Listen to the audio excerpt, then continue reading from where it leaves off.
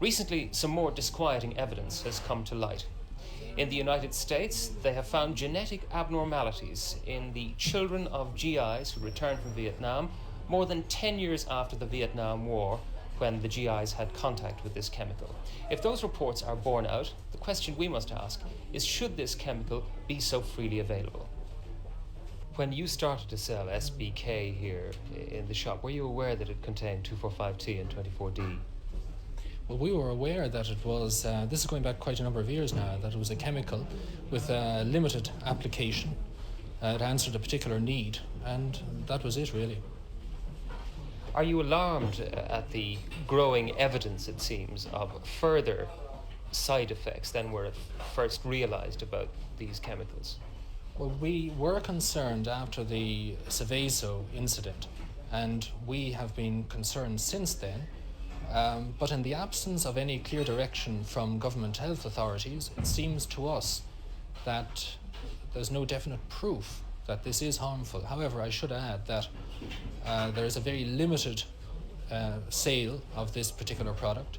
It's something that we don't promote, and in fact would only recommend it in certain specific circumstances. What kind of people would be using this product, and for what kind of reasons? I would imagine that a good example of how this can be a useful product is where a person goes into, say, a new house or an old house, one that was built for some time but is new to this householder, and finds that there's a tree right up against a window and decides to remove it and perhaps put some concrete or paving over that. Well, unless he ensures that the tree stump is dead, it could easily pop up a branch and buckle his path.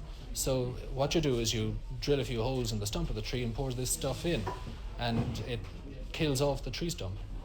You did ask the manufacturer of SBK for guidelines on that. Are you happy with that kind of situation, or would you prefer the Department of Agriculture to go in and tell you specifically what is good, what is bad? Well, I think it would be best if the government department concerned was able to give guidelines for this. They do so in many other products, whether it be medicines or foodstuffs or whatever. And I think that we would certainly welcome any guidelines from the government on this particular product. Farmers and foresters are perhaps the most likely customers. Keith Wilkinson has used a brushwood killer containing 2,4,5-T around his farm over the years, and I asked him what kind of jobs it was particularly useful for. For killing nettles and brambles, general clean-up with a knapsack, put on with a knapsack, not in a big sprayer now. How effective was it for those kind of on-the-spot jobs? Deadly. Why did you stop using the chemical? I thought it was too powerful, and I did get a rash from using it. And then, of course, you had the factory in Italy blowing up, and that made me think about it. Were you still using it at the time of that disaster in Seveso? Yes.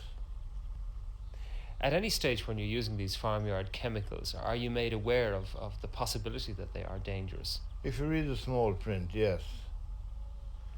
But I think to pick up a tin of 2,4,5-T, they really don't tell you it's dangerous. They don't publicize it. Which do you think was the deciding factor for you? Was it the skin rash which you thought you had contracted, or was it all the publicity surrounding Seveso? Well, I thought